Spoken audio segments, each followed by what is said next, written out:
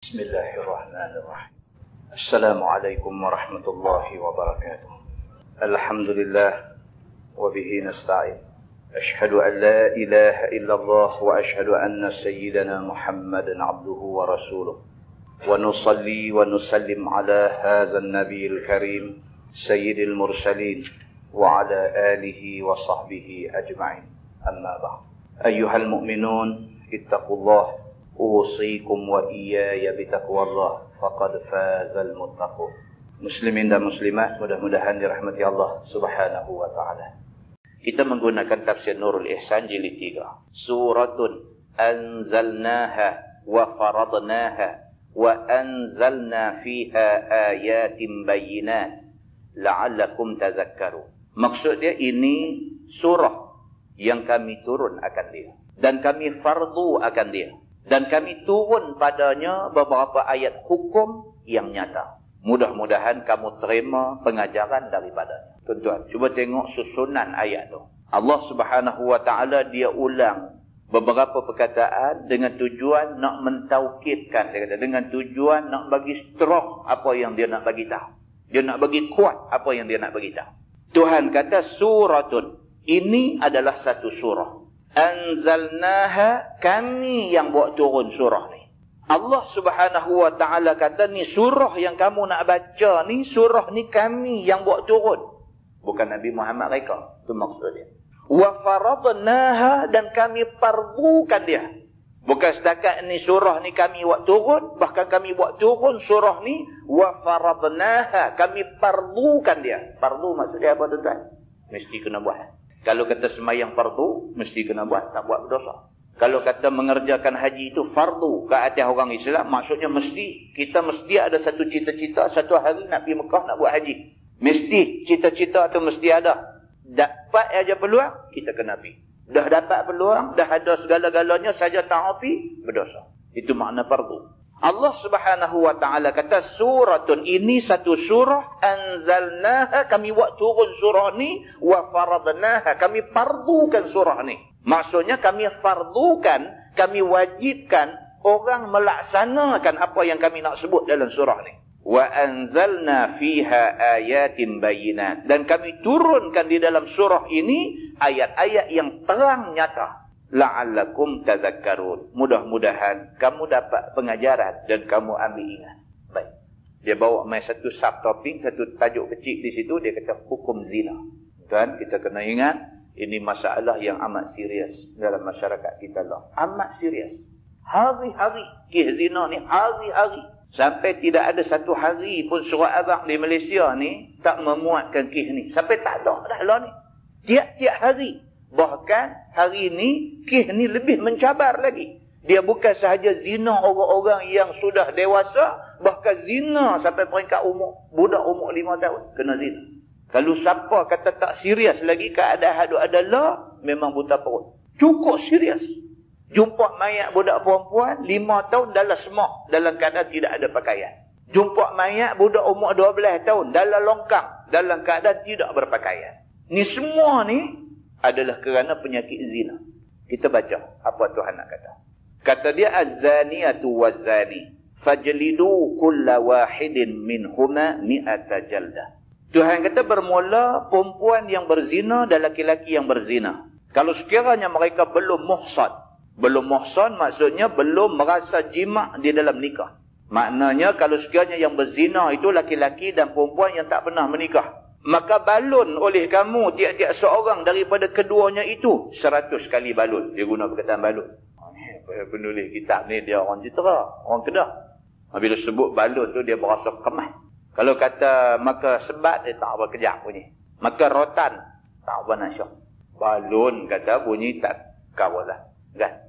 Maka dia terjemah ni, dia nak bagi power tu. Dia nak bagi ada power tu. Dia kata apa? Az-zaniyatu waz-zani fajlidu kulla wahidin minhuma mi'ata jaldah. Bermula perempuan yang berzina, laki-laki yang berzina, kalau depa ni belum muhsan, belum lagi merasai jima' di dalam nikah yang sah, maka balun oleh kamu tiap-tiap seorang daripada dua depa ni 100 kali balun. Laki-laki kena 100 rotan, perempuan kena 100 rotan.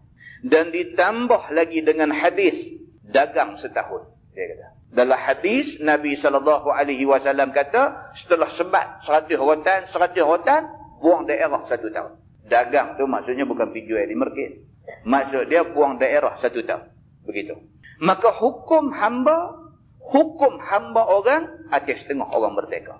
Kalau yang buat kesalahan ni hamba, bukan orang yang merdeka, hukuman dia setengah. Setengah maksud dia apa? 50 rotan. Firman Allah Subhanahu wa taala, "Wala ta'khudhukum bihima ra'fatun fi dinillah." Dan jangan ambil akan kamu oleh kesian pada menegakkan hukum agama Allah.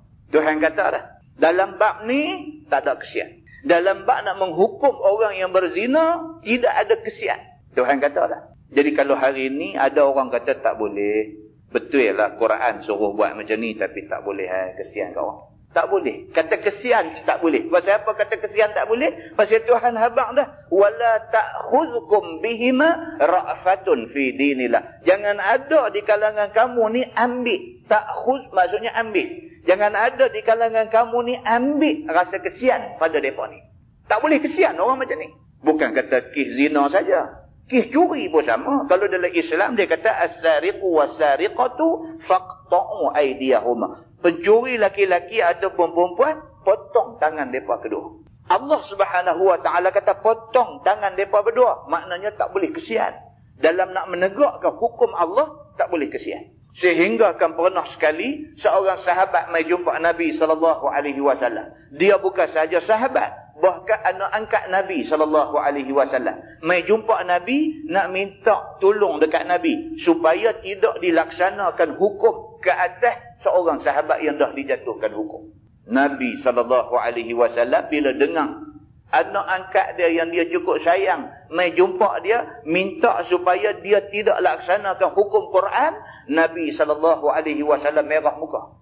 Nabi SAW merah muka. Nabi kata hal ta'adda haddan min hududillah. Nabi kata hang ni anak angkat aku. Hang gamak mai jumpa aku, suruh aku ni tangguhkan perlaksanaan hudud yang disuruh oleh Allah Subhanahu wa taala. Hang nak langgar hukum hudud Tuhan. Nabi kata begitu. Sehingga kan anak angkat Nabi dia berasa takut ni kerana dia tak pernah tengok Nabi marah begitu rupa sebelum daripada tu. Muslimin dan muslimat yang dirahmati Allah sekalian, faham daripada sini apa dia? Pelaksanaan hukum Quran ini disuruh sangat-sangat oleh Allah dan ditekankan sangat-sangat oleh Nabi SAW. Bahkan Nabi SAW marah sangat kepada orang yang tidak mau hukum ini dilaksanakan. Kata dia, dan jangan ambil akan kamu oleh kesian pada nak menegakkan hukum agama Allah. Dengan dikurang suatu daripada had keduanya. Bukan kata tak mau laksana. Kurang pun tak boleh. Kalau Allah kata, fajlidu kulla wahidin minhuma mi'ata jaldah, balun mereka ni tiap-tiap seorang 100 kali, kamu nak kurang jadi 99. Tak boleh. Apa sangat 99 dengan 100? Tak boleh. Ini kan pula tak pakai langsung, pakai ganti dengan denda 300. Lagi tak boleh. Akibat dia apa? Jadi macam kita sebut awal tadi, tiap-tiap hari buka surat abang, kes ni tak boleh nak habis. Bila tanya tokoh-tokoh undang-undang, bila tanya profesor-profesor universiti, semua duk jawab apa? Dia duk jawab kata pelaksanaan undang-undang apa pun tak boleh buat apa. Yang ni lebih kepada sikap. Dia kata. Ini bukan soal sikap. Ini soal kita tak laksana hukum Allah, maka Allah tak bantu kita nak memelihara keamanan negeri kita. Itu satu komen yang tak betul. Dia pergi komen kata, buat undang-undang ketat, buat undang-undang berat macam mana pun, kalau masyarakat tidak mau ubah sikap, benda ni tak boleh juga kita nak berhenti. Tak betul komen tu. Itu komen tidak berdasarkan kepada ayat Quran. Komen yang sebenarnya ialah, kita tak boleh nak bendung benda ni selagi mana kita tak laksana hukum yang Allah suruh dalam Quran. Itu komen yang sebenar. Muslimin dan muslimat yang dirahmati Allah sekalian.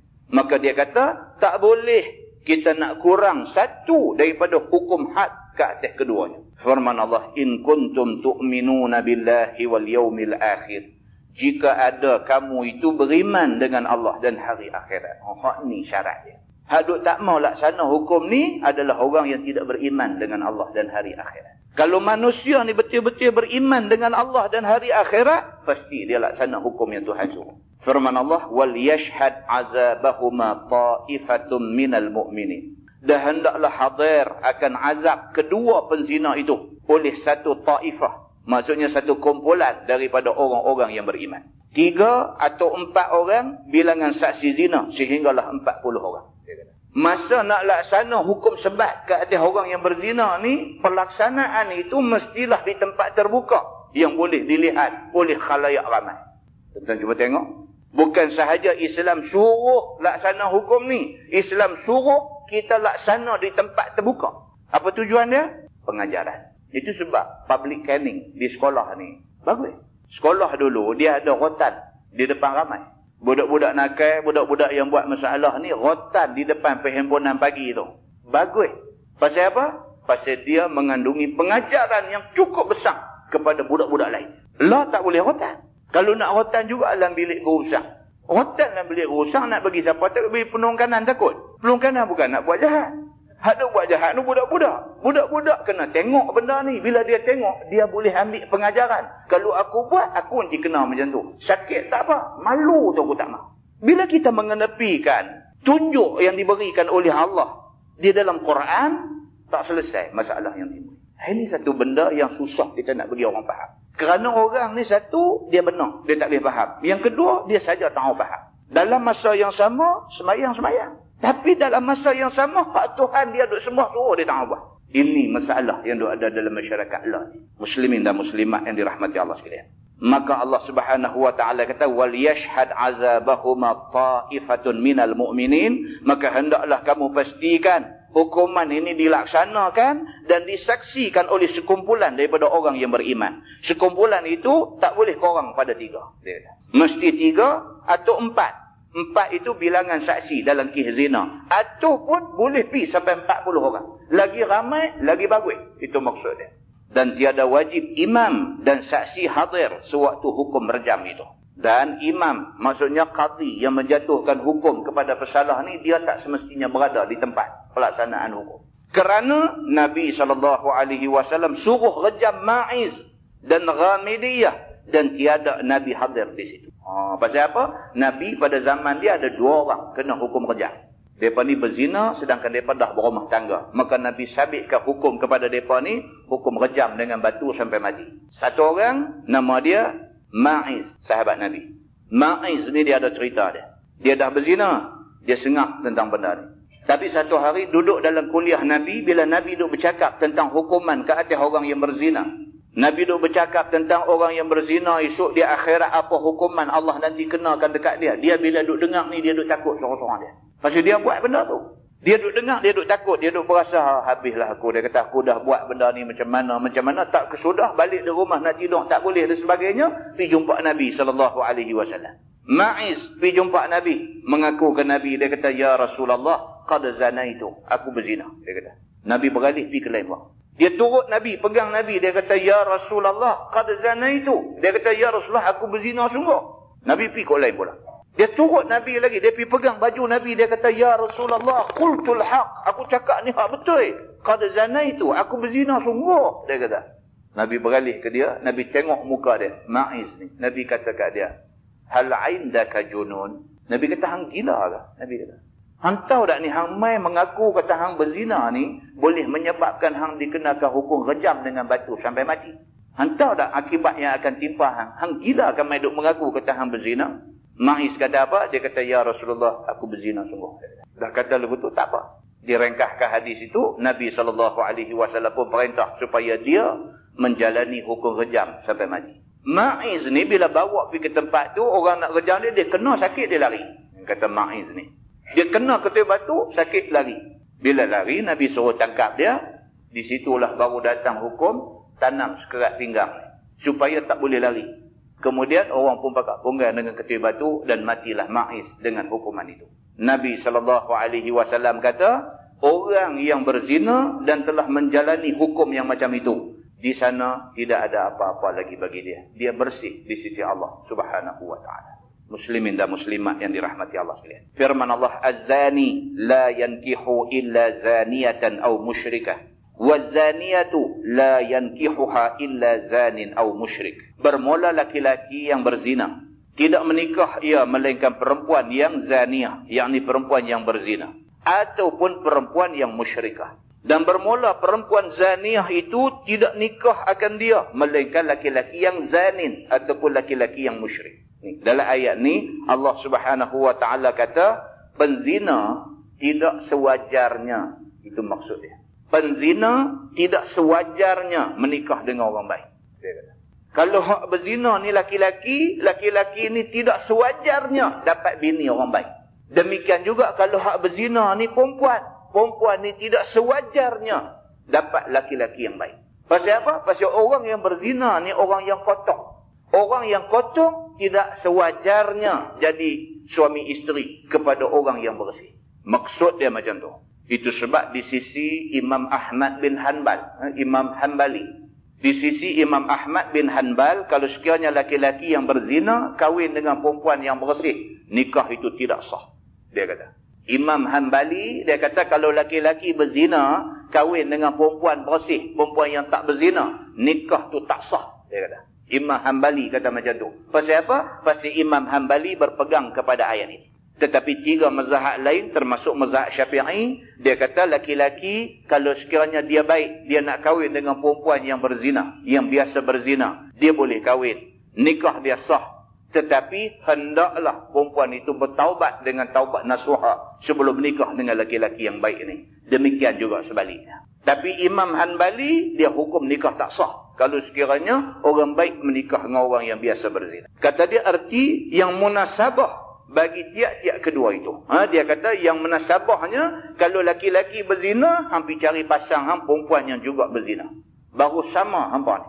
Dua-dua pun kotor, dua-dua pun tidak bersih. Muslimin dan muslimat yang dirahmati Allah sekalian. Firman Allah, wa hurrima dzalika 'alal mu'minin. Dan diharam yang demikian itu. Yang ni nikah orang zina itu atas orang yang mukmin yang baik-baik serta sah nikahnya.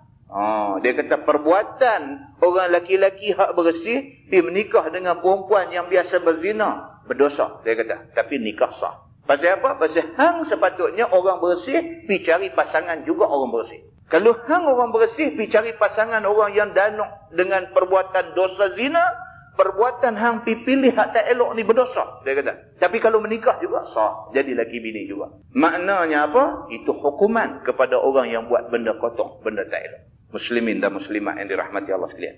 Ayat itu dia kata turun tak kala bercita-cita seorang fakir muhajirin nak menikah dengan perempuan kaya tetapi penzina. Dan nasakh ayat itu dengan wankihul ayama, dan nikahlah olehmu akan orang yang bujang janda. Dan adapun hukum zina, orang yang sudah muhsan, maka iaitu direjam dengan anak batu yang pertengahan besak dia sampai mati. Akan orang itu ditanam sekerat seperti kelakuan Nabi rejam Ma'iz dan Ghamidiyah yang ikrar keduanya hadapan Nabi SAW dengan zina. Ini penjelasan kepada ayat tadi. Tuan-tuan muslimin dan muslimat yang dirahmati Allah sekalian. Ini hukum Islam. Dan tak boleh ada di kalangan orang Islam yang mengatakan hukum Islam ini tak bertamadun ke, hukum Islam ini tak berperi kemanusiaan ke, hukum Islam ini zalim ke. Tak boleh kata macam tu. Kerana falsafah yang ada di sebalik hukum Islam ini, dia ada 5. Dia ada 5 benda di sebalik pelaksanaan hukum Islam. Yang pertama, dia kata hifzuddin. Hukum Islam bertujuan untuk nak memelihara agama. Contohnya apa? Contohnya hukum bunuh ke atas orang yang murtad. Islam suruh macam tu. Nabi SAW bersabda dalam sebuah hadis sahih riwayat Al-Bukhari. Nabi kata man baddala dinah faqtuluh. Nabi kata barang siapa yang murtad daripada agama dia, bunuh dia. Nabi kata. Ulama-ulama ambil faham daripada hadis itu, kalau ada orang murtad, maka wajib pihak pemerintah tangkap orang ni masuk dalam lokap. 3 hari 3 malam mereka ini mesti diberi nasihat dan diberi makan minum yang cukup dan diberikan kemudahan untuk mereka nak buat apa-apa yang dipikirkan perlu. Selepas 3 hari 3 malam dinasihat dan sebagainya, nampak mereka ni tak makan nasihat. Mereka tetap dengan keputusan mereka untuk murtad daripada Islam. Maka mereka wajib dibunuh. Bila bunuh orang yang murtad ni seorang, berjuta lagi orang Islam terpelihara daripada gejala murtad. Bila kita tak laksana hukum ni, tuan-tuan tengok apa yang duk jadi. Dalam surah Abang, secara bebas, nak hina Nabi pun boleh hina, nak buat apa dia boleh buat. Sakit hati kita orang Islam. Kita sakit hati. Islam, Nabi kata, al-Islamu ya'lu wa la yu'la alaih. Islam tinggi, tak ada satu agama, tak ada satu kepercayaan yang boleh menandingi ketinggian Islam. Islam yang tinggi tu tiba-tiba dihina oleh orang Islam sendiri. Bukan Islam. Orang Islam sendiri, namanya Islam, boleh tulis yang tulisan itu terang-terang menghina Islam. Islam tak mau benda macam ni dibiak berterusan. Maka Nabi SAW kata, man baddala dina faqtuluh. Siapa yang buat kerja yang boleh menyebabkan dia murtad daripada Islam, bunuh dia. Bila bunuh dia, selamat akidah orang Islam berjuta-juta orang. Maka pengajaran yang ada di sebalik hukum Islam ini, yang pertama ialah hifzuddin. Dia nak pelihara kesucian agama. Yang kedua, hukum Islam ini bertujuan untuk hifzun nafs, bertujuan untuk nak pelihara nyawa. Maka dengan kerana itu, dalam Islam dia ada hukum qisas. Hukum qisas ialah hukum yang dikenakan ke atas orang yang bunuh orang lain tanpa sebab yang diizin oleh syarak. Saja-saja ingat nak bunuh orang, pergi bunuh orang. Saja-saja ingat nak tembak orang, pergi tembak orang. Saja-saja ingat nak pergi tikam orang, pergi tikam orang. Maka kih-kih yang seperti ini, Islam kata, walakum fil qisasi hayah, ya ulil albabi la'allakum tattaqun. Tuhan kata, dan bagi kamu pada pelaksanaan hukum qisas itu hayah, kehidupan. Tuhan kata. Maksud dia apa? Kalau satu orang sudah bunuh satu orang, maka pembunuh ini wajib dibunuh. Bunuh dia seorang, orang lain tak berani bunuh orang dah. Maka terjamin kehidupan manusia lain di atas muka bumi. Yang ketiga, falsafahnya ialah hifzul aql, memelihara akal. Maka dengan kerana itu Islam mai dengan hukum sebat ke atas orang yang minum arak. Kerana minum arak boleh hilang akal. Bila hilang akal, 1001 benda boleh jadi. Dia boleh balik bunuh bini dia, dia boleh balik bunuh anak dia, dia boleh balik yang akhirnya menyebabkan porak-poranda rumah tangga dia. Semua ni punca daripada hilang akal. Hilang akal punca daripada minum arak. Maka Islam tak suka ada di kalangan manusia saja-saja tak menghargai akal yang Tuhan bagi ke dia. Maka wajar orang yang buat kerja sampai boleh hilang akal ni dihukum sebat 80 rotan. Hari ni minum arak, buat apa? Buat kedai lagi abang dia berminum. Muslimin dan muslimat yang dirahmati Allah sekalian. Yang keempat, dia kata hifzun nasab, memelihara keturunan. Atas nama nak memelihara kejernihan dan kesucian keturunan manusia, Islam mai dengan hukum ke atas orang yang berzina. Mana ada satu laki-laki yang waras fikiran suka bini dia mengandung anak jantan lain? Cuba abang mai. Mana ada satu laki-laki yang sehat fikiran, yang waras fikiran, dia rasa bangga isteri dia mengandung anak jantan lain. Bini dia pergi buat kerja dengan jantan lain tak mengandung pun, 10 tahun lepas tu dia tahu benda tu, dia rimbuk bini dia. Manusia punya tak suka keturunan dia dicemari oleh orang lain. Tiba-tiba manusia yang sama tak suka hukum sebat ke atas orang yang berzina. Tak kepelek benda ni. Muslimin dan muslimat yang dirahmati Allah sekalian. Manusia ni, kalau bini dia sendiri kena, baru dia tahu. Mai satu jantan jahat manakah, perosak bini dia. Bila kena bini dia, dia kata apa? Dia kata, dapat kat aku cincang 18. Dia kata. Tuhan kata, dah. Tuhan kata apa? Tuhan kata, dia ada hukuman. Dia bukan hukum cincang. Hukum dia ialah rejam dengan batu sampai mati. Kalau sekiranya laki-laki itu laki-laki yang sudah berumah tangga. Kalau dia belum berumah tangga, sebat dia 100 kali. Manusia ni selagi benda ni tak timpa batai hidung dia, tak kena keluarga dia, selagi tu dia tak kata undang-undang ni baik. Bila kena kat dia, dia mau lagi teruk daripada hak Tuhan tentu. Dia mau buat dekat orang yang buat ni. Inilah sikap manusia, dia kata double standard. Pada satu waktu, tak setuju dengan hukum Tuhan, pada satu waktu dia nak lebih pada Tuhan pula. Ini manusia double standard. Maka Islam, bila dia kemukakan satu package undang-undang, dia mengambil kira soal hifzun nasab, iaitu memelihara nasab dan keturunan manusia. Dan yang kelima, dia kata hifzul mal. Islam mengemukakan undang-undang dengan tujuan untuk pelihara harta manusia. Tuan-tuan, nak dapat duit bukan senang, tuan-tuan. Nak dapat duit bukan senang. Ada orang kerja 24 jam sehari baru dapat RM20. Nak dapat duit bukan senang. Tiba-tiba senang-senang kawak naik ambil duit atas rumah kita. Maka Islam nak pelihara hasil yang kita dapat daripada titik peluh kita. Islam nak pelihara ni hasil yang kita usaha dengan tulang pak kerak kita ni. Kalau ada orang naik senang-senang ambil duit kita, potong sahaja tangan orang yang buat kerja ni. Muslimin dan muslimat yang dirahmati Allah sekalian, ini hukum Islam. Kita kalau kita belajar, kalau kita mengaji, kalau kita buka minda kita berfikir secara waras. Tak ada sebab untuk kita nak lawan hukum Allah Subhanahu wa taala.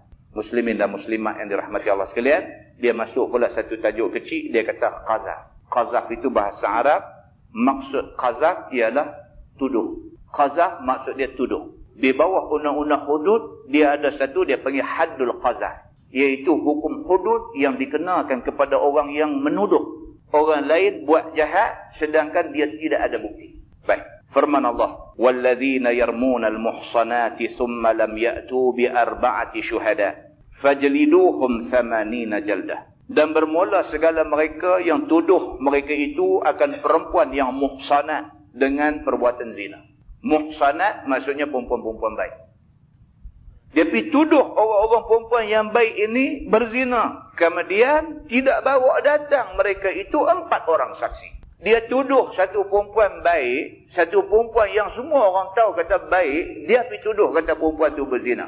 Tiba-tiba dia gagal untuk nak bawa 4 orang sebagai saksi. Maka balun oleh kamu akan mereka itu, yakni tiap-tiap seorang daripada mereka itu 80 rotan. Dan seperti demikian itu jua hukum tuduh laki-laki. Sama aja. Bukan tuduh orang perempuan baik berzina. Tuduh laki-laki baik berzina dan sebagainya juga melayakkan orang yang tuduh kena 80 rotan. Maka di syarat yang kena tuduh itu Islam dan taklif dan merdeka. Itu syarat dia. Syarat orang yang kena tuduh tu mesti dia orang Islam. Kalau kita tuduh orang kafir berzina, kita tak kena apa-apa. Tapi kalau orang yang kita tuduh tu orang Islam, kita tuduh dia berzina, kita tak boleh bawa mai saksi 4 orang yang melihat orang tu berzina. Belakang kita kena 80 rotan. Jika kurang satu syarat, maka ditakzir sahaja yang menuduh itu. Kalau syarat dia sebut tadi ni, syarat mesti Islam, mesti mukallaf dan mesti merdeka. Satu syarat tak cukup, maka hukum 80 rotan tadi ditolak ke tepi dan dikenakan hukum takzir, iaitu hukum denda kepada orang-orang ni. Dan tiada dibalun mereka itu. Ini yang kata hukum Islam. Hukum Islam ni dia kata hudud dan syubhat. Hukum hudud gugur ada syubhat. Kalau sekiranya ada benda-benda yang meragukan, ada keraguan, hukum tak boleh dijalankan. Lebih baik tidak menghukum daripada menghukum secara zalim. Ini prinsip di dalam undang-undang Islam. Firman Allah Subhanahu wa taala, "Wala taqbalu lahum syahadatan abada wa ulaika humul fasiqun." Dan jangan kamu terima bagi mereka, yakni mereka yang menuduh tadi, menjadi saksi selama-lama. Orang yang mulut dia capui, biasa duk tuduh orang, sedangkan tuduh buta ya, bukan ada saksi, bukan ada bukti, bukan ada apa. Tuduh ni tuduh habis angin puput lugu tu aja. Orang hak mulut capui, jenis suka duk tuduh orang macam-macam ni, kalau dia nak ditampilkan ke mahkamah sebagai saksi, Islam menolak kesaksian dia. Nampak tuan-tuan? Kita lah ni kalau laksana sungguh hukum Islam, nak cari saksi jenuh. Pasal apa? Pasal masing-masing mulut capui belakang. Kita hari ni kita sendiri ni mulut ni, Allahu Akbar. Dengar tepi jalan aja cerita tu, kita buat main cerita di masjid. Walhal benda tu tak tahu betul tak betul. Kita tuduh menyebabkan orang yang kena tuduh itu maruah dia dah rosak. Soal betul tak betul itu soal lain. Soal kita tuduh, ada orang dengar pula tuduhan kita. Orang tu pula pergi bawa tuduhan tu dekat orang lain, benda ni merepak dalam masyarakat. Akibat dia, orang yang kena tuduh tu, maruah dia jatuh. Kita jawab depan Allah Subhanahu wa ta'ala. Di dunia ni, kalau muka kita duk tuduh ni dibawa ke mahkamah, kalau kes kita duk tuduh orang ni tahu kepengetahuan hakim, hakim boleh tolak kita, tak boleh terima kesaksian kita, walaupun kita main masjid hari-hari. Ini hukum Islam. Muslimin dan muslimat yang dirahmati Allah sekalian. Dia kata, dan bermula mereka itu fasik sekalian dengan kerja dosa besar itu. Orang yang kerja duk tuduh orang ni dosa besar, agama kata. Dan mereka ni fasik, jahat di sisi Allah Subhanahu wa ta'ala. Firman Allah, illa alladhina tabu min ba'di dhalik wa aslahu fa inna Allaha ghafurur rahim. Melainkan segala mereka yang taubat kemudian daripada yang demikian itu. Dia tuduh orang, lepas itu kemudiannya terbukti apa hak dia kata tu tak betul rupanya. Astaghfirullahalazim, minta ampun dekat Tuhan. Ya Allah, aku dah buat silap dah.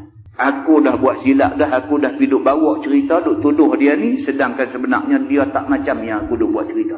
Bertaubat dia minta ampun kepada Allah, dijumpa orang yang dia kata ni minta maaf dekat kawan tu. Kalau sekiranya dia buat macam tu, illal ladzina tabu, melainkan orang-orang yang bertaubat. Wa aslahu, selepas tu dia perbaik diri dia.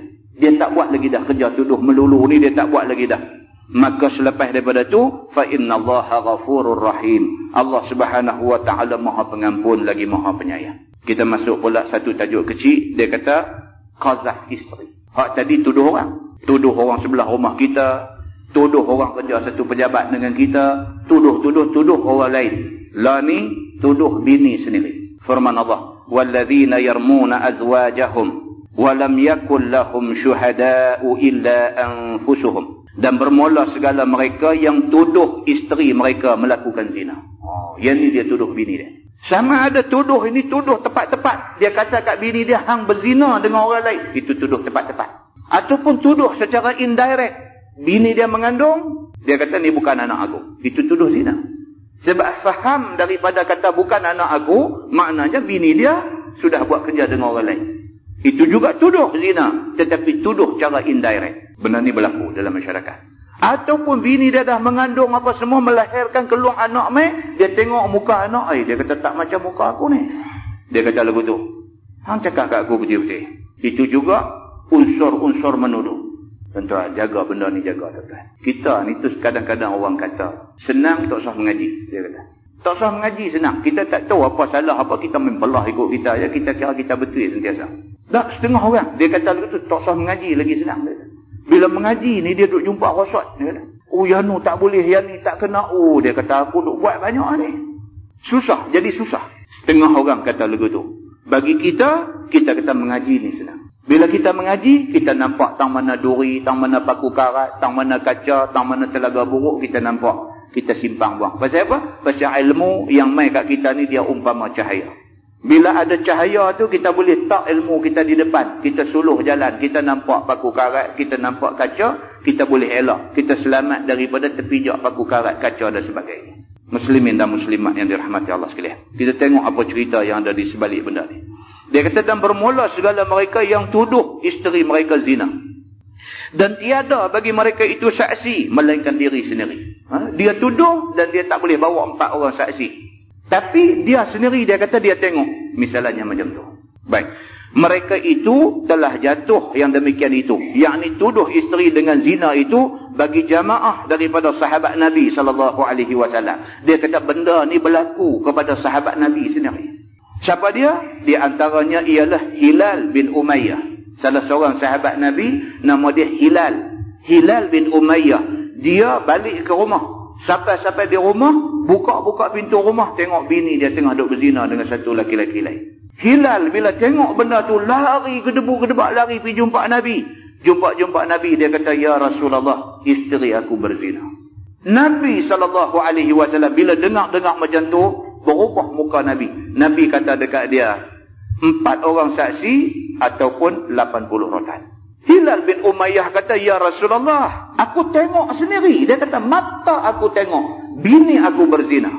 Nabi kata kat dia, 4 orang saksi atau 80 rotan. Hilal kata, ya Rasulullah, dia kata, aku cakap betul. Dia kata, aku tengok sendiri satu laki-laki duduk atas perut bini aku. Dia kata. Nabi kata dekat dia, Hilal, 4 orang saksi atau 80 rotan. Nabi dia stick, dia lekat, dia pegang kepada undang-undang Islam. Hang buat main 4 orang saksi yang melihat benda ni, kalau tidak aku sebat hang 80 rotan. Hilal pun tak tahu dah nak kata apa. Minta doa dia kepada Allah Subhanahu wa taala. Dia kata, ya Allah, bantu aku kerana aku orang yang benar. Dia kata. Tak lama selepas itu Allah Subhanahu wa taala buat turun mai ayat ni. Ni ayat yang kita duk baca. Ayat yang menceritakan kalau sekiranya suami tuduh bini, dia tak perlu bawa 4 orang saksi. Memadai dengan dia sumpah mengatakan dia tengok bini dia berzina, dengan sumpah itu dia terlepas daripada kena 80 rotan. Tidak lama selepas kejadian itu, selepas daripada Nabi panggil dia, 2 orang mai bersumpah mengaku kata tidak berzina dan sebagainya, tidak lama selepas itu isteri dia melahirkan anak. Sebelum bini dia melahirkan anak, Nabi dah kata dah, kalau sekiranya anak yang lahir itu rupa dia macam ni, Nabi kata sesungguhnya itu anak laki-laki yang berzina dengan dia, bukan anak Hilal. Allah Maha Besar. Bila beranak saja keluar main muka macam orang tu. Penggembala kambing ini.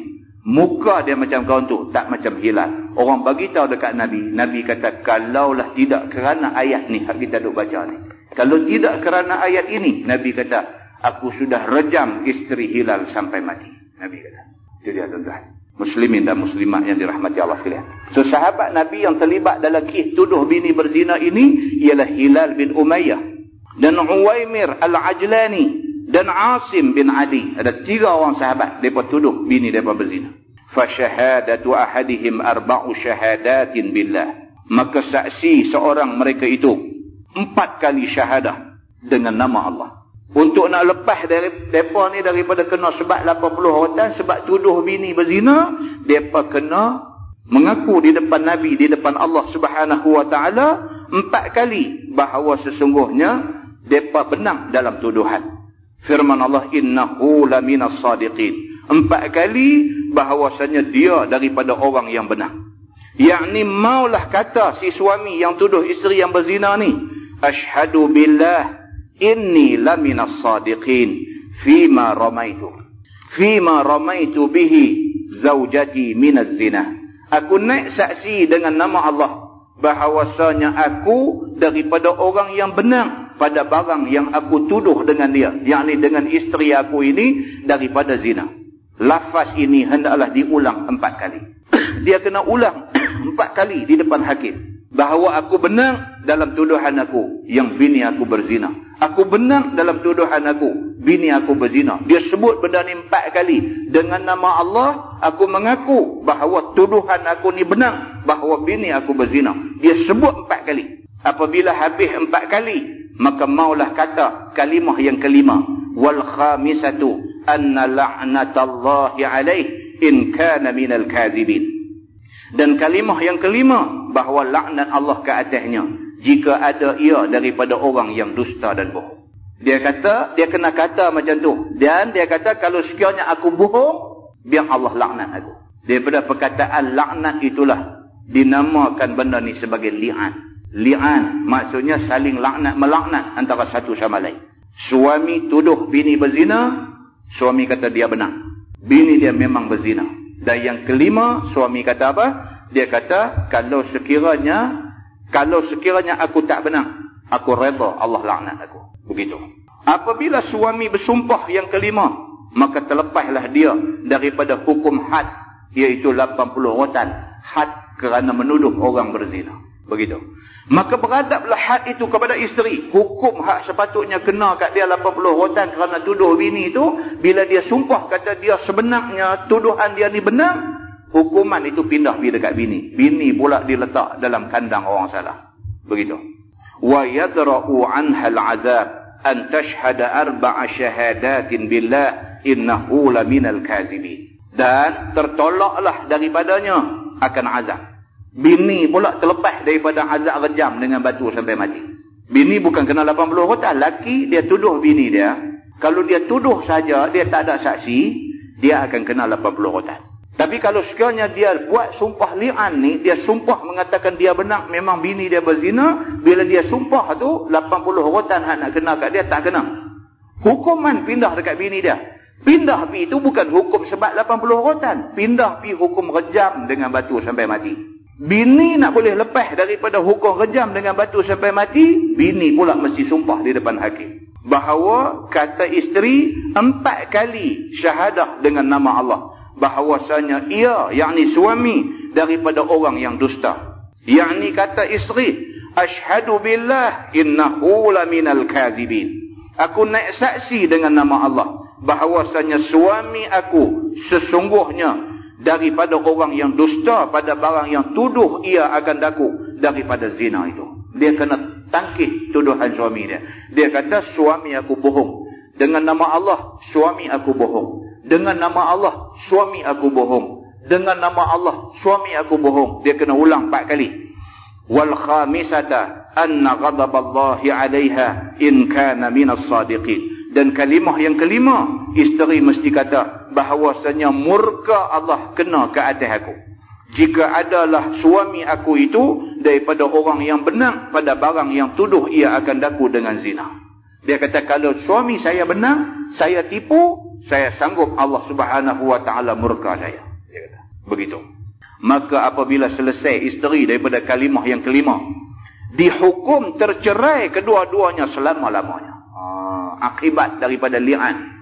Suami isteri ini tercerai, tak boleh menikah dah. Cina buta ke, Hindu buta ke, siapa buta ke, tak boleh menikah sampai bila-bila dah. Ini akibat daripada sumpah li'an. Nak menikah apa? Hang satu suami gamak tuduh bini hang berzina. Hang pula isteri sanggup kata laki hang tipu. Lepas pada tu hampa nak baik balik, nak jadi suami isteri, tak nampak jalan hampa boleh baik. Kerana hampa sanggup saling laknat melaknat di antara satu sama lain. Maka akibat daripada sanggup sumpah li'an, suami isteri tercerai, dan cerai ni sampai bila-bila. Firman Allah Subhanahu wa ta'ala, walaula fadlullahi alaikum wa rahmatuhu wa anna allaha tawwabun hakim. Dan jika tiada kurnia Allah atas kamu dan rahmatnya, dan bahawa Allah Ta'ala Tuhan yang terima taubat pada melepas azab tuduh laki isteri dengan li'an itu, nescaya nyata bagi Allah akan yang sebenar pada tuduh dan sebenarnya melakukan zina dan menyegerakan dengan seksa. Itu dia. Kalau sekiranya Allah Subhanahu wa ta'ala mau nak tunjuk siapa sebenarnya yang berzina, siapa sebenarnya yang berzina dan siapa sebenarnya yang tipu dalam tuduhan dia. Kalau Tuhan mau, Tuhan boleh tunjuk dandan azab kena orang yang berzina ni. Ataupun dandan azab kena pada orang yang buat tuduhan palsu kepada bini dia ni. Tuhan boleh buat macam tu. Tetapi dia kata oleh kerana rahmat Allah Subhanahu wa ta'ala, Allah tak tunjuk. Allah tunggu akhirat esok. Kalau sekiranya suami tipu, tuduh bini berzina, sedangkan bini tak berzina, suami terima akibat di sisi Tuhan. Kalau sekiranya bini memang betul-betul dia berzina, tapi dia kata dia tak berzina, dia terima akibat di sisi Tuhan. Tuhan dengan rahmat dia, Tuhan taruh sah hukuman ni. Tunggu akhirat sana, hampa nanti kena balasan di sana. Begitu. Subtopik baru, dia kata kisah al-ifk. Firman Allah, innal ladzina ja'u bil ifk usbatun minkum. Bahawasanya segala mereka yang bawa datang dengan ifk, itu adalah jemaah daripada kamu, yakni orang Islam yang beriman sendiri. Maka makna ifkun itu ialah berbuat dusta atas Sayyidatina Aisyah radhiyallahu anha ummul mukminin. Dengan dituduhnya oleh jemaah orang-orang mukmin ini, mereka itu diantaranya ialah Hisan bin Sabit dan Abdullah bin Ubay bin Salul dan Mastah bin Juhainah binti Jahshin, dan adalah Nabi SAW nikah dengan Siti Aisyah di Mekah ketika umur Aisyah 6 tahun dan dukhul dengannya di Madinah ketika umurnya 9 tahun. Dan wafat Nabi SAW sedangkan Aisyah umurnya 18 tahun. Ini cerita dia yang dikatakan dengan kisah al-ifk. Qissatul ifk maksudnya ialah satu cerita, satu kisah di mana Sayyidatina Aisyah telah dituduh melakukan perbuatan sumbang dengan satu orang sahabat yang bernama Safwan. Tuan-tuan, isteri Nabi pun mereka berani tuduh. Tambah manusia biasa ni dituduh berkandak-kandak. Isteri Nabi pula isteri yang Nabi cukup sayang. Nabi ada isteri ramai. Bila Nabi tengah duk sakit kuat, Nabi tengah duk gering ni, Nabi duk gilang lagi rumah isteri dia. Tidur rumah isteri ni, esok rumah isteri ni, esok rumah. Nabi masih lagi menggilirkan isteri dia. Dalam pada Nabi duk gilang tu, Nabi minta doa pada Tuhan. Nabi kata, ya Allah, kalau boleh takdirkanlah aku mati di rumah Aisyah. Nabi sayang dekat Aisyah ni. Nabi sampai doa macam tu, ya Allah, kalau ditakdirkan aku ni nak wafatkanlah aku di rumah Aisyah. Isteri hak Nabi sayang sampai macam tu, orang Islam sendiri, bukan orang kafir, Islam sendiri, jamaah daripada orang-orang mukmin, dia kata tuduh isteri Nabi buat benda tak elok. Tuan-tuan nampak? Ini bahaya. Orang masjid pun boleh tuduh orang.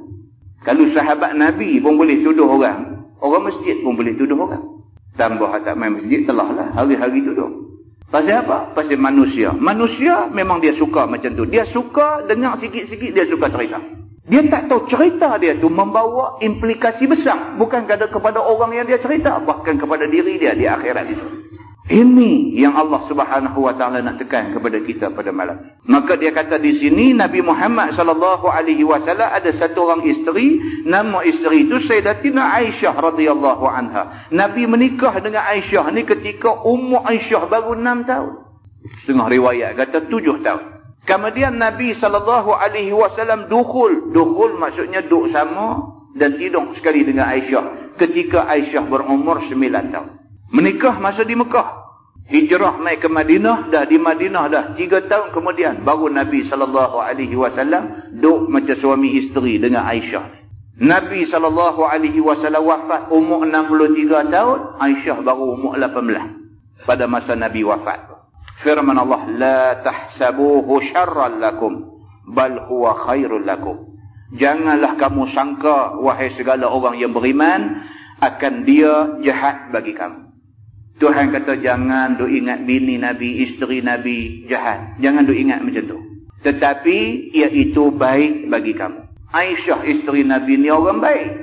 Tak sepatutnya kamu duk ingat dia jahat. Beri pahala akan kamu oleh Allah dengan dia.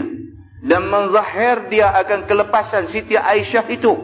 Dan mereka yang datang sertanya daripada tuduh itu. Dengan turun 18 ayat yang berikutnya. Dia kata. Allah Subhanahu wa ta'ala kata, Sayyidatina Aisyah ni orang baik. Bukan setakat dia orang baik, bahkan Sayyidatina Aisyah menyebabkan kita dapat banyak pahala. Maksud dia apa? Aisyah banyak meriwayatkan hadis daripada Nabi sallallahu alaihi wasallam. Berapa banyak hadis kita buka an Aisyah, an Aisyah, an Aisyah. Dia banyak riwayat hadis Nabi. Pasal apa? Pasal dia banyak habis masa dengan Nabi. Maka dia banyak ingat hadis Nabi. Hadis yang Aisyah riwayat ni sampai hari ni kita baca, kita buat amalan, kita boleh pahala. Kita boleh pahala ni kerana Aisyah riwayat hadis tu.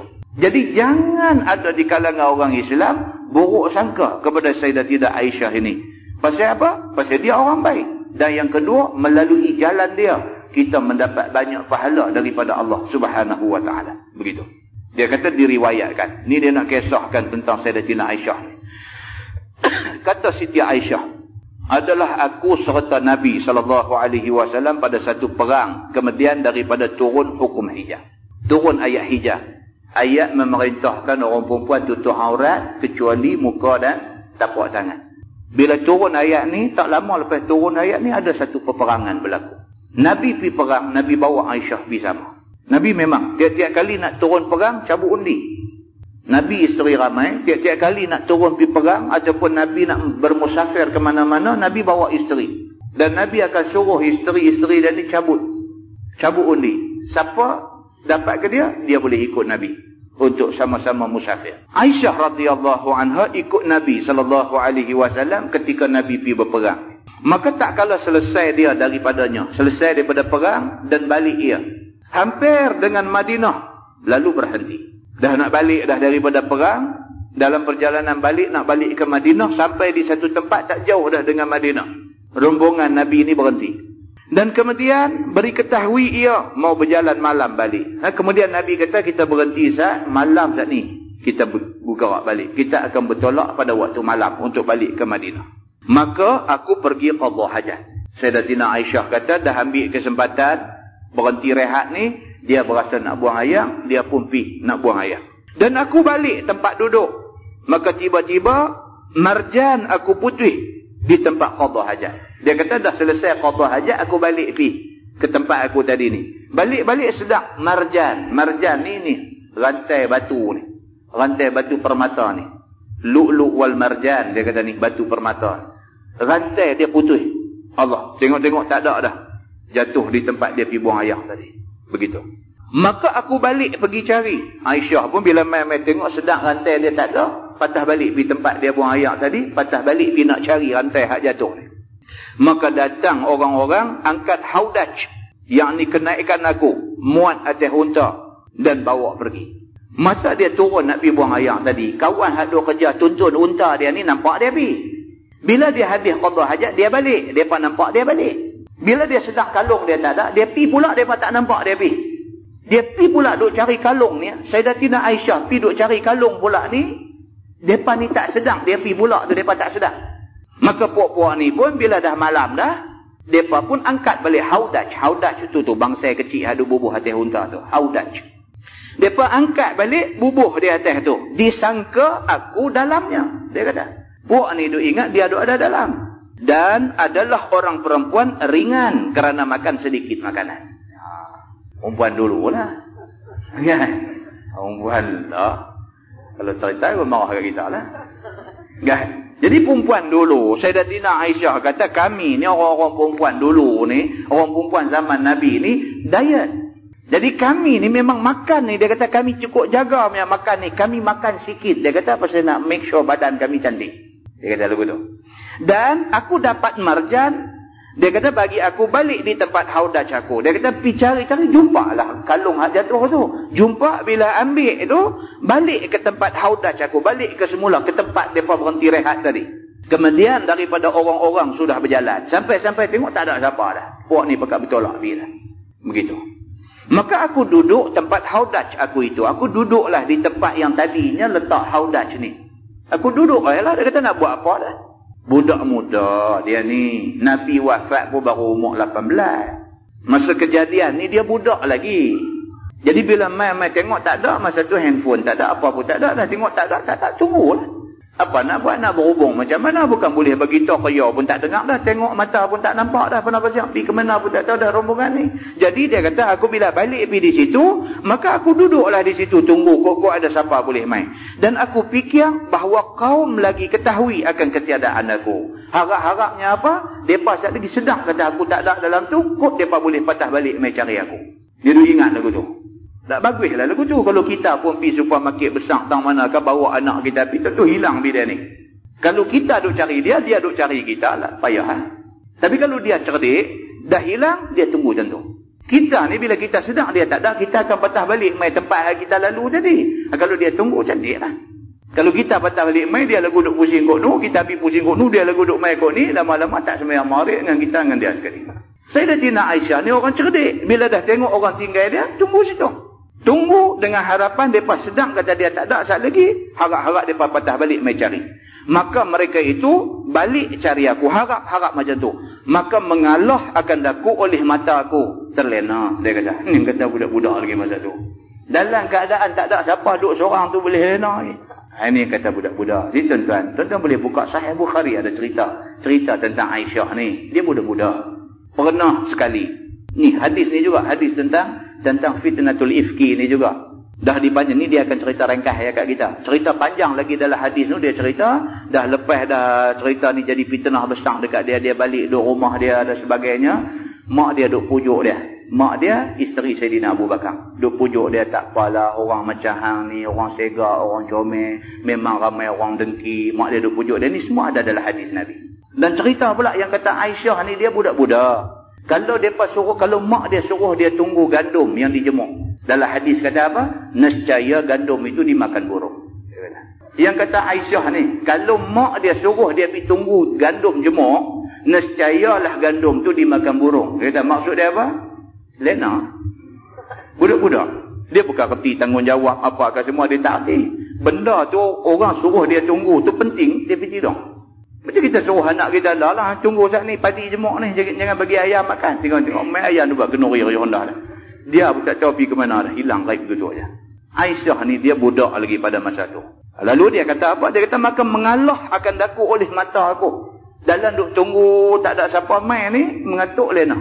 Yang kata Aisyah ni terlena. Dia kata dan adalah Safwan bin Mu'attal datang berjalan belakang angkatan Rasulullah sallallahu alaihi wasallam akhir malam. Subuh-subuh sampai pada tempat itu. Nabi dia memang macam tu. Ini Nabi sallallahu alaihi wasallam dia dari segi manajemen. Dia satu kumpulan, satu rombongan, satu kabilah dah bergerak pergi. Nabi tugaskan ada orang dua lagi di belakang ni. Seorang, kemudian ada lagi seorang lagi di belakang. Dia akan ikut laluan yang dilalu oleh tentera Islam tadi, oleh kerombongan orang Islam tadi. Kok kalau ada benda-benda apa tertinggal, tercicir dan sebagainya, orang yang ikut belakang akan kutip balik di ke sana. Kalau dia ni tak nampak, satu orang lagi nanti ikut di belakang. Dia ada dua orang nanti follow di belakang tiap-tiap rombongan. Ini Nabi sallallahu alaihi wasallam. Perancangan cukup bijak. Yang kata Nabi. Maka dalam kes ni, orang yang ikut immediate di belakang rombongan ni, ialah Safwan, sahabat Nabi, Safwan bin Mu'attal. Malam tu sebelum subuh, dekat nak subuh, Safwan sampai di tempat ni. Begitu ceritanya. Maka lihat Safwan akan hitam manis sedang lena. Dia kata, hitam manis dia lah. Dia kata bila Safwan sampai di tempat tu, sampai tengok ada satu orang duk merekod, satu macam tengok nampak hitam manis.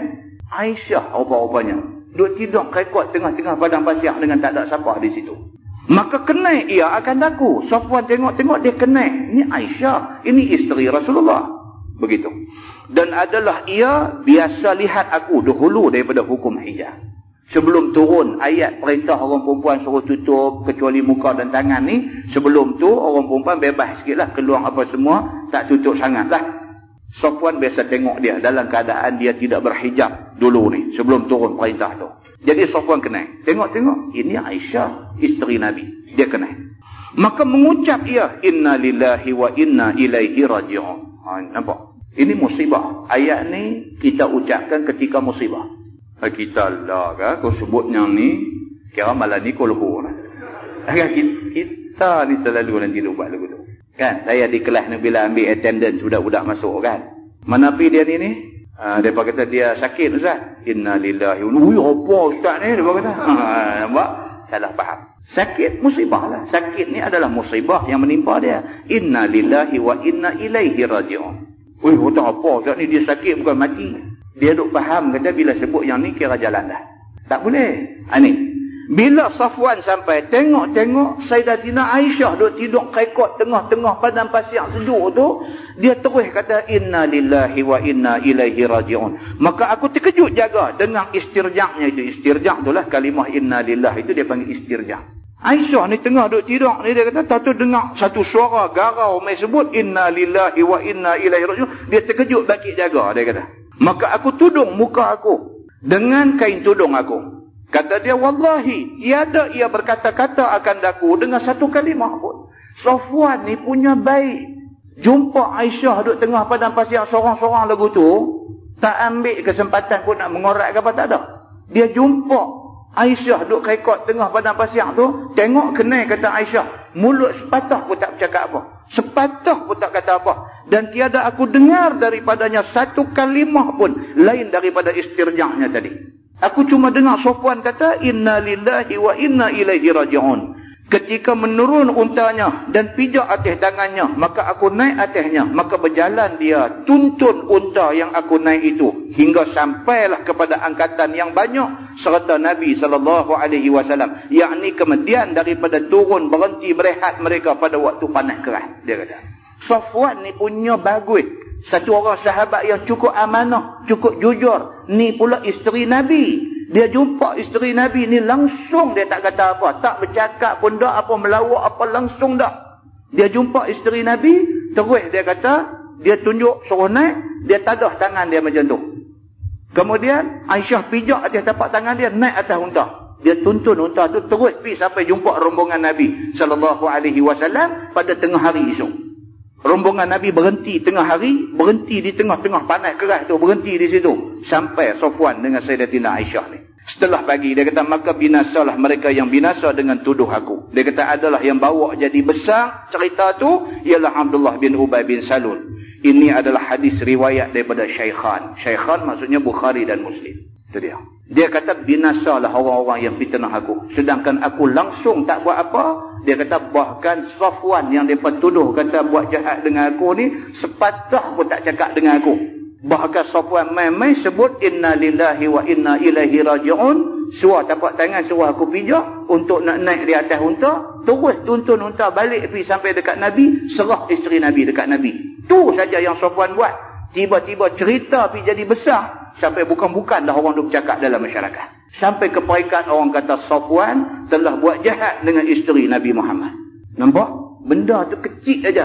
Kemudian ia sudah jadi satu isu yang seolah-olah teruk sangat Safwan dengan Sayyidatina Aisyah ini. Firman Allah, likulli imri'in minhum maktasaba minal ismi. Atas tiap-tiap seorang daripada mereka barang yang ia usaha daripada dosa, balasannya di akhirat. Dan pada dunia, hak akan mereka itu oleh Nabi SAW. Orang yang buat kerja tuduh macam ni, di atas dunia, mereka akan disebat 80 rotan. Di akhirat, Kalau sekiranya tak kena di dunia, akhirat Allah sediakan balasan bagi mereka. Dan tolak saksi mereka itu. Dan mereka yang tuduh ni di atas dunia tak boleh jadi saksi di mahkamah. Dan jadi Abdullah bin Ubay bin Salul itu diseksa atasnya dengan munafik. Terus Nabi SAW kata Abdullah bin Ubay bin Salul ini seorang munafik. Bila Nabi tahu berita yang sebenarnya. Tuan-tuan, Nabi SAW bila dengar benda macam ni, Nabi sangatlah sedih. Nabi sangat sedih. Mana tak sedih isteri dia dituduh buat kerja tak elok. Sehingga kan Nabi dengan Aisyah tak boleh bercakap. Nabi tak percaya apa yang orang kata. Tapi dengan kerana orang duk kata ni, Nabi jadi tawak hati dengan isteri dia. Nabi tak tuduh isteri dia buat sumbang. Tapi tak boleh dengan orang duk kata ni, Nabi pun jadi tawak hati. Daripada satu orang yang suka bergurau dengan isteri, Nabi kalau kita baca dalam hadis, dia dengan Aisyah ni apa tuan-tuan? Biasa mandi janabah daripada satu bekas air. Nabi dengan Aisyah ni biasa berlomba lari. Aisyah kata kadang-kadang aku menang, kadang-kadang Nabi menang. Nabi macam-macam cerita yang menggambarkan bahagia Nabi dengan Aisyah ni. Tiba-tiba dengan kerana peristiwa ni, dengan kerana fitnah yang dilemparkan ni, Nabi terus jadi tawak dengan Aisyah. Balik ke rumah tak bercakap apa. Sampai Aisyah ni pula tak tahu kepala ikut. Dia tak tahu, kata di luar tu orang pakai duk cerita, duk tahmah, duk fitnah dia tak tahu. Dia duk buat betul benda dia. Bila tengok Nabi duk tawak macam ni, dia tanya Nabi. Dia kata, ya Rasulullah, ada masalah apa kamu dengan aku? Nabi tak kata apa. Akhirnya dia tanya orang hak kerja mai duk mengasuh dia ni. Ada satu orang kerja mai duk mengasuh dia. Waktu kawan tu tengah duk sikat rambut dia, dia tanya kawan tu. Dia kata, hang tahu tak apa-apa? Dia kata, aku rasa Nabi dengan aku lah ni betul-betul jadi tawak. Dia ni pun serba salah. Akhirnya habang dekat Aisyah ni. Dia kata, wahai Aisyah, dia kata, kamu tak tahu kan? Dia kata, di luar sana tu, tak tahu nak cerita dah orang kata ke kamu. Orang tuduh kamu ni macam ni dengan Safwan lagu ni. Dia dengar-dengar ayat mata merambu. Dia kata, sesungguhnya semua tu fitnah. Aku tak buat macam yang orang kata. Dia kata. Lepas tu dia pun pergi jumpa Nabi. Lepas tu dia kata dekat Nabi, dia kata, ya Rasulullah, kalau kamu rasa tak suka kat aku, hantar aku balik rumah mak aku. Ya Nabi pun. Nabi kata, siap baju aku pergi hantarlah. Ini cerita adalah hadis. Untuk buka Sahih Bukhari, panjang cerita ni. Bila dia habang dekat Nabi lagu tu, dia kata, kalau dah tak berkenan dekat aku, hantar balik rumah mak. Nabi kata, siap, jom. Dia orang perempuan. Bila kata lagu tu, nak terus pujuk lah. Kan? Hamba ni pergi buat betul benda, dia kata, tak apa, jom. Allahu Akbar. Berat sungguh. Nabi bawa dia, hantar balik. Abu Bakar As-Siddiq, sahabat yang cukup rapat dengan Nabi, anak dia jadi isteri Nabi. Anak dia yang menjadi bahan fitnah lah ni. Abu Bakar As-Siddiq, bila Nabi balik mai dengan anak dia Aisyah, muka dia ni tak tahu nak buat macam mana. Nabi pun masuk pergi salam dengan Abu Bakar elok-elok. Nabi kata elok-elok kat dia. Nabi kata, Abu Bakar, ini anak kamu. Aku nak dia tinggal dengan kamu untuk satu tempoh masa. Nabi kata macam tu. Abu Bakar pun sengak tak kata apa. Nabi pun keluar balik. Abu Bakar, satu orang yang cukup faham tentang Nabi Muhammad SAW. Dia tak kata apa. Dekat Aisyah pun kok dia nak marah. Dia tak marah. Dia percaya anak dia. Dan dia simpati sangat dengan Nabi. Bini dia lah, isteri Sayyidina Abu Bakar lah yang duk cakap dengan Aisyah ni. Duk pujuk dia, duk bagi kaunseling dekat dia. Dia kata, wahai anakku, orang yang comel, segak macam kamu ni, mesti ramai orang dengki. Dia kata, biasalah, bila dengki, macam-macam ni punya cerita, nanti banyaklah kena dekat kamu. Sabar sajalah, Allah akan tunjuk kebenaran dia. Macam tu aja. Sehinggalah Allah buat turun ayat, bagi tahu kata Sayyidatina Aisyah sebenarnya bersih daripada tuduhan ni semua. Nabi terima ayat tu, terus mai di rumah Pak Mentua ni, jom balik. Benar ni settle. Tak daripada tu Nabi kata apa? Abdullah bin Ubay bin Salul munafik. Bila Nabi sebut Abdullah bin Ubay bin Salul munafik, sebutan itu sudah menjadi satu azab kepada dia di atas dunia.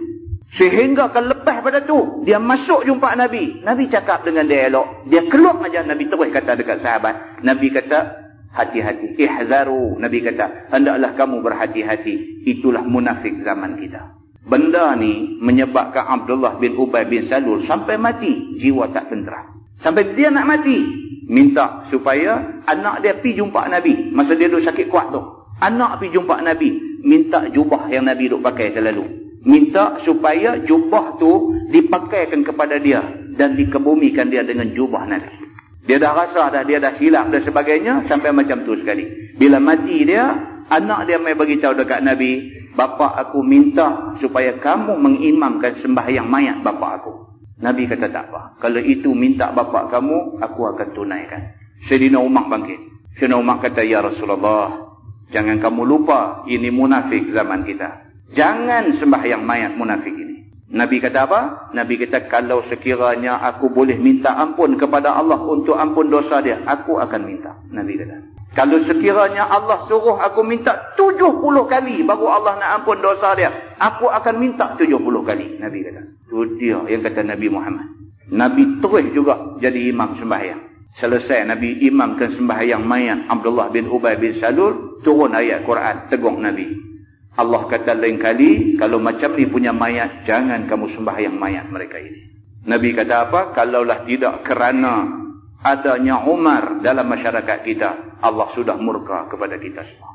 Muslimin dan muslimat yang dirahmati Allah. Nampak cerita tu punya panjang. Dia berkaitan daripada soal apa? Soal fitnah yang dikenakan kepada isteri Nabi sallallahu alaihi wasallam. Itu sebab dalam Quran Tuhan kata al-fitnatu asyaddu minal qatl. Fitnah ni lebih dahsyat daripada bunuh. Kita tak suka kat satu orang, kita pergi bunuh dia. Senanglah dia mati, dia habis, selesai cerita. Tapi kita tak suka kat dia, kita tabung fitnah dekat dia, dia merana akibat daripada fitnah kita. Dia merana atas dunia, kita merana di akhirat. Ini benda yang nak diingatkan oleh Allah Subhanahu wa taala kepada kita semua. Wallahu a'lam. Lepas ni kita sambung, wallazi tawalla kibrahu minhum lahu azabun azim. Dan mereka yang perbuat, yakni beri jadi besar, gembak-gembok berita ni daripadanya, baginya azab yang besar, yakni neraka. Iaitu Abdullah bin Ubay bin Salul, kepala munafikin. Ialah yang mula buka perkara itu dan memasyhurkan perkara itu. Wallahu a'lam. Lepas ni kita sambung situ. Kita tangguhkan dengan tasbih kafarah dan surah Al-Asr.